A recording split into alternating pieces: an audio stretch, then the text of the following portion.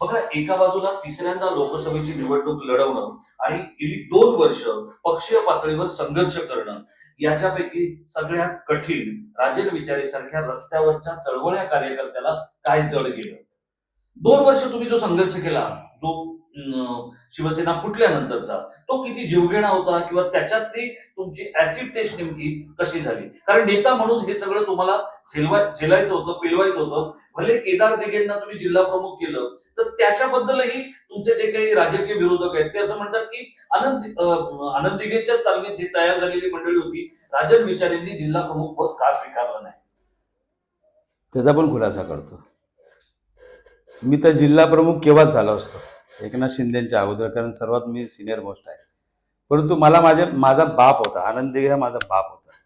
भले मला त्यांनी जन्म दिला नसेल, पण मला त्याने ह्याच्यामध्ये राजकीय ह्याच्यामध्ये मला त्यांनी मोठं केलं. मला एक कार्यकर्त्याचा इथपर्यंत आणून ठेवलेलं आहे. आणि आज पण दिघेसाहेब गेलेले नाहीत, दिघेसाहेब या ठिकाणी आहेत आणि त्या आमच्या पाठीशी आहेत. आणि त्या खुर्चीवर मला बसायचं नव्हतं, म्हणून मी ते जिल्हा प्रमुख त्यावेळेस सुद्धा स्वीकारलं नाही आणि आता पण स्वीकारणार नाही. ते जिल्हा प्रमुख जे पद आहे ते दिघे साहेबांना शोभतं. कोणी ते दिघे साहेबांचा परत डुप्लिकेट कोण होऊ शकत नाही, बिलकुल होऊ शकत नाही. दिघे साहेब होते, बाळासाहेब होते. कोणी नक्कल करून अक्कल येत नाही, तर त्यासाठी दिघे साहेबांसारखं योगदान द्यावं लागतं, त्याच्यासाठी त्याग करावा लागतो आणि तो त्याग या दोन्ही व्यक्तींनी केलेला आहे.